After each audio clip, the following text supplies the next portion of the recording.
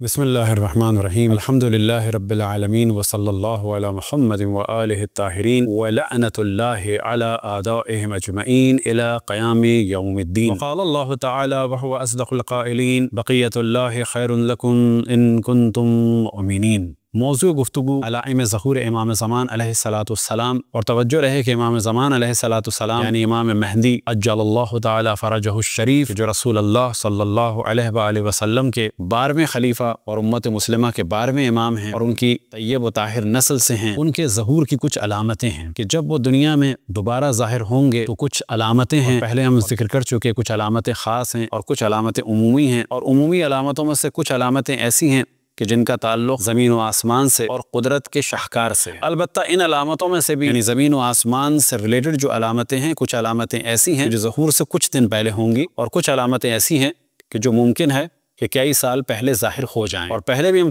توجہ دلا چکے کہ بعض علامتیں ممکن ہے کئی دفعہ ظاہر ہوں، جن کے بعد کہنا صحیح نہیں ہوگا کہ اس علامت کے بعد امام کا ظہور ہوگا، ممکن ہے کہ یہ علامت دوبارہ کبھی پھر ظاہر ہو۔ کافی میں اور بحار الانوار میں ایک روایت ہے، اذا رأیت الآیات فی السماء لا یفزع لہا احد، کہ جب تم دیکھو کہ آسمان پر اللہ کی نشانیاں ظاہر ہو رہی ہیں اور لوگ ڈر نہیں رہے، یعنی جب یہ علامتیں ظاہر ہوں گی تو لوگوں کے لیے شاید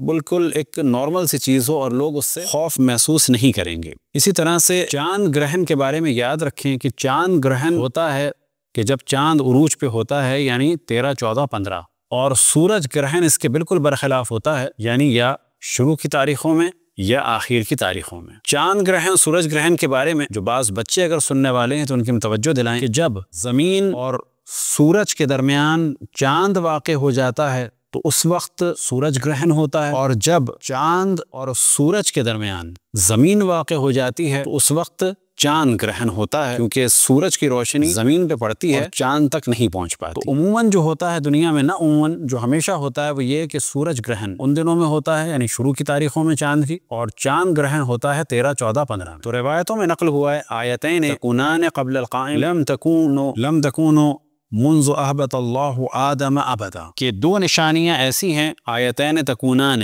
قبل القائم، کہ دو نشانیاں ایسی ہیں جو قائم سے پہلے ظاہر ہوں گی، لم تکون، کہ یہ دونوں نشانیاں کبھی بھی ظاہر نہیں ہوئی، منذ اہبط اللہ آدم، کہ جب سے اللہ سبحانہ و تعالیٰ نے آدم کو زمین پر بھیجا۔ ابدا وہ کیا ہیں؟ ذالک ان الشمس تنکسف فی النصف من الشہر رمضان والقمر آخرہ، کہ ماہ رمضان میں سورج گرہن ہوگا چاند کی درمیانی تاریخوں میں، اور چاند گرہن ہوگا چاند کی آخر تاریخوں، اور بعض جگہ بیان ہوا 24 یا 25۔ یہ روایت نقل ہوئی غیبت نعمانی میں، باب نمبر 14، حدیث نمبر 45۔ اسی طرح روایتوں میں بیان ہوا کہ مہینے کے آخر 5 دنوں میں چاند گرہن ہوگا، اور 15 تاریخ کو سورج گرہن ہوگا، جو ہم نے پہلے ذکر کیا، ان بین ید ھذا الامر انکساف القمر، کے ظہور سے پہلے چاند گرہن ہوگا، اور یہ کب ہوگا؟ مہینے کی آخری تاریخوں میں۔ یہ آخری تاریخیں کیا ہوں گی؟ یعنی یا 24 یا 25۔ اگر 29 کا مہینہ ہے تو 24 کو، اور اگر 30 کا مہینہ ہے تو 25 کو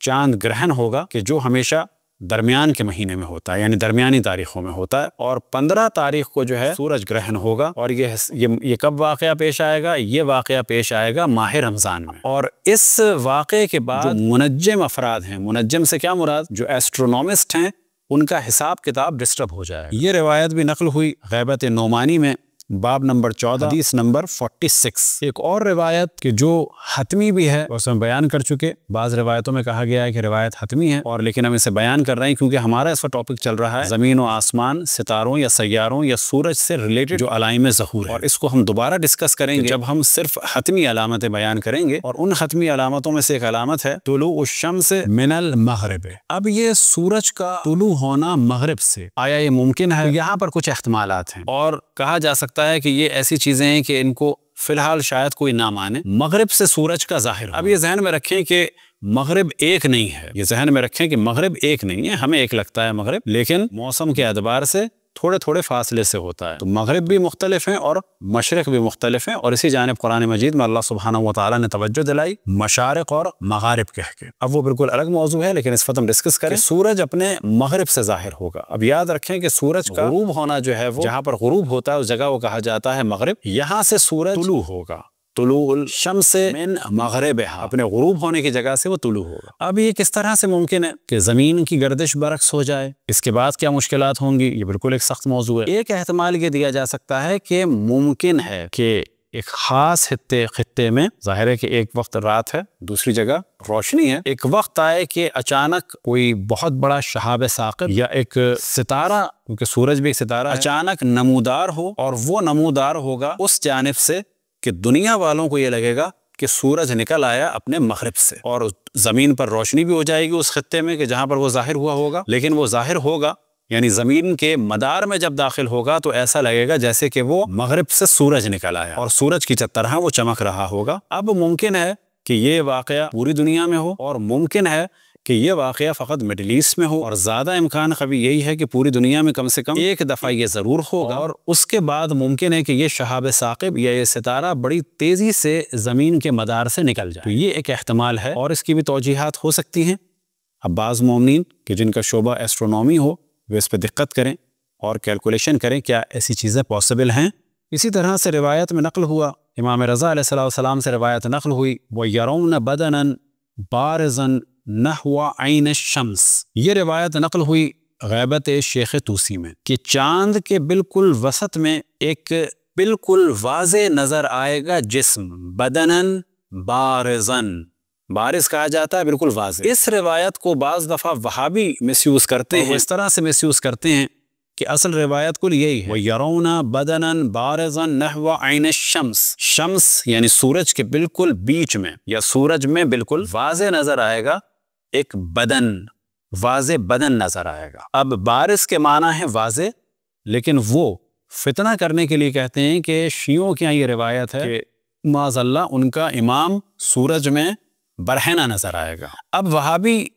عربی جانتے ہیں، وہ یہ بھی جانتے ہیں کہ بارز کے معنی ہے واضح، روایت میں ہے کہ سورج میں بہت واضح سا جسم نظر آئے گا، اب یہ جسم کس کا ہے وہی ذکر نہیں، اور واضح نظر آئے گا نہ کہ برہنہ، لیکن وہ فتنہ کرنے کے لیے اس روایت کے یہ معنی کرتے ہیں۔ اور اس جانب توجہ رہے، یہ ایک مظلومیت ہے کہ شیعوں پر مختلف تہمتیں لگائی جاتی ہیں، جیسے کہ تحریف قرآن کی ایک مشہور جملہ بنا دیا ہے کہ جی شیعوں کا قرآن بکری کھا گئی 40 پارے سے، تو یہ روایت شیعہ کتابوں میں نہیں ہے۔ یہ روایت سنن ماجہ میں حضرت عائشہ سے نقل ہوئی ہے کہ بعد وفات رسول اللہ ہم سب ان کے کاموں میں مصروف تھے، اور بکری آئی اور قرآن کا کچھ حصہ کھا گئی، اور وہ قرآن میرے بستر کے نیچے تھا۔ یہ حضرت عائشہ سے روایت ہے سنن ماجہ، اور فرماتی ہیں کہ 2 آیتیں اس میں سے 2 آیتوں کا تو وہ کنفرم ذکر کر رہی ہیں، باقی کتنا ہے وہ ڈسکس نہیں ہوا۔ ایک آیت سنگسار کی اور ایک آیت رضاء الکبیر، رضاء الکبیر یعنی بڑی عمر کے آدمی کو دودھ پلا کے محرم بنانے کی آیت، اس میں سے بقول حضرت عائشہ کی کھا گئی۔ اس حدیث کو علم الحدیث میں اہل سنت کے درمیان کہا جاتا ہے حدیث دا جن، حدیث دا جن، یا بالفاظ دیگر کہا جائے گا حدیث بکری۔ اب یہ روایت ان کی کتابوں میں ہے، لیکن انہوں نے ہم پر مسلط کر کے ساری دنیا میں ہمیں بدنام کیا ہوا کہ بچہ بعض دفعہ کہتا ہوا نظر آتا ہے کہ جی آپ کا قرآن تو بکری کھا گئی، تو یہ روایت ہمارے یہاں نہیں ہے۔ تو ایک ہی عجب مصائب ہیں اہل بیت کے چاہنے والوں پر کہ ان پر تہمتیں لگائی جاتی ہیں، انہی میں سے ایک یہ تہمت ہے کہ جو روایت ہے کہ سورج میں ایک جسم بہت واضح نظر آئے گا، یہ روایت ہے۔ یہ جسم کس کا ہوگا یہ ڈسکس نہیں ہوا، البتہ اسی سے ریلیٹڈ اور روایت ہے چہرہ ظاہر ہوگا۔ اسی طرح سے ایک روایت کف یطلع من السماء، یہ جو پہلی روایت ہے یرون بدنا بارزا عین نحو عین الشمس، یہ علائم غیبت طوسی میں بھی ہے، بہار میں بھی ہے، اور کف یطلع من السماء یہ غیبت نعمانی میں بھی ہے، بہار میں بھی ہے۔ اور اس کے بارے میں توجہ رہے کہ اسے ہم تفصیل سے دوبارہ ڈسکس کریں گے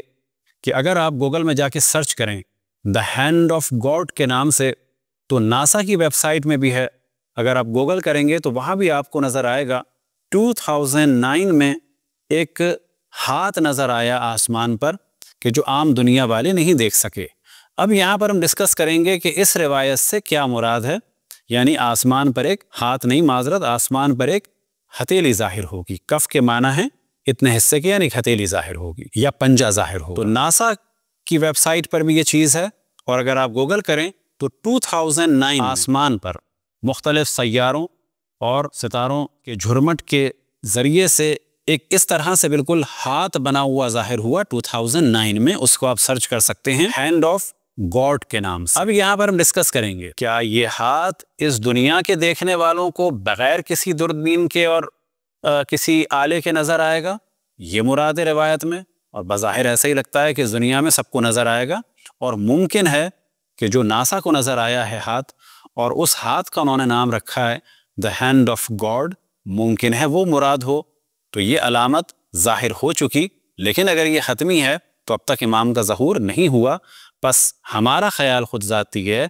کہ یہ ہاتھ کہ جو ناسا والوں نے دیکھا ہے، اس کی نسبت ایک دوسرا ہاتھ اسی دنیا والوں کو بظاہر نظر آئے گا بغیر کسی اور پرابلم کے، کیونکہ اکثر علامتیں ایسی ہیں